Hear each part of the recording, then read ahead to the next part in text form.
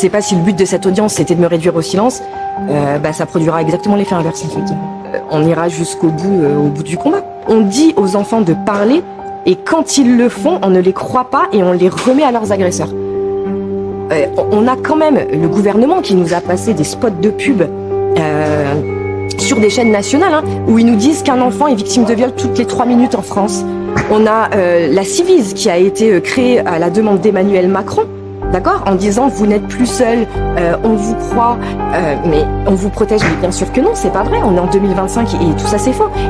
On vit dans quel monde? Enfin, c'est pas possible. Enfin, on peut pas entendre des choses pareilles, quoi.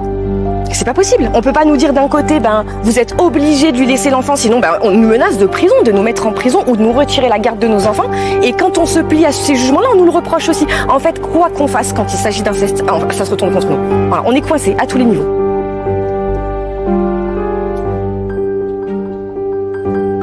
Pourquoi mon témoignage dérange tant que ça, en fait? C'est la question qu'il faut se poser, quoi. Pourquoi? Pourquoi on détruit des scellés de preuves? Pourquoi on classe malgré la reconnaissance d'indices graves et concordants? Pourquoi on m'agresse en audience? On m'impose un huis clos pour pouvoir m'agresser en audience? Il y a un moment, ça suffit, en fait. Ça suffit. Ils sont allés trop loin. Voilà, je sais pas si le but de cette audience c'était de me réduire au silence. Ça produira exactement l'effet inverse, en fait. On ira jusqu'au bout, au bout du combat. Là, il y a déjà une très grande avancée grâce à la juge d'instruction qui me redonne un petit peu foi et confiance en la justice. Donc il y a une mise en examen avec contrôle judiciaire et interdiction de rentrer en contact, ce qui aurait dû être fait il y a déjà 3 ans de ça. Non, ça a été 3 ans de nuit d'angoisse en fait, de peur en fait, qui aurait normalement. La justice aurait dû m'éviter tout ça en fait. C'est 3 ans d'enfer en fait. Ça a été 3 ans d'enfer. Et maintenant ma fille est protégée et ça en fait c'est l'essentiel. Et on ira jusqu'au bout. Donc il faut que cet homme soit jugé et reconnu coupable, donc condamné pour ce qu'il a fait, si je veux pouvoir protéger ma fille jusqu'à sa majorité. Parce que sans condamnation, on sait qu'il aura la possibilité de la revoir. Et ça, c'est absolument pas envisageable. Donc on ira jusqu'au bout. Et s'il n'est pas condamné, on déposera plainte contre le parquet pour la destruction des scellés de preuves, pour entrave à la manifestation de la vérité.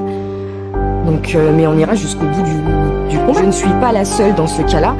Moi, je connais des centaines de mères qui sont dans la même situation que moi.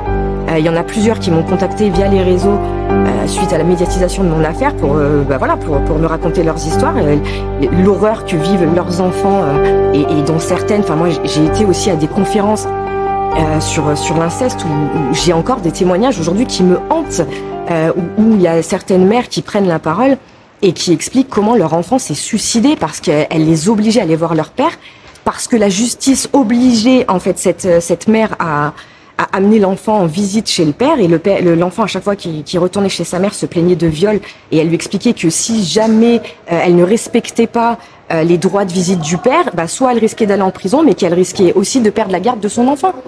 Et donc son enfant s'est suicidé. Elle m'a dit, c'est nos 3 petits secrets, rien qu'à nous 2. Elle est venue dans ma chambre, elle m'a dit qu'on pouvait faire des trucs de grands tous les 2. Ce soir, c'est lui qui vient me garder. Et j'ai pas très envie, mais je peux pas le dire.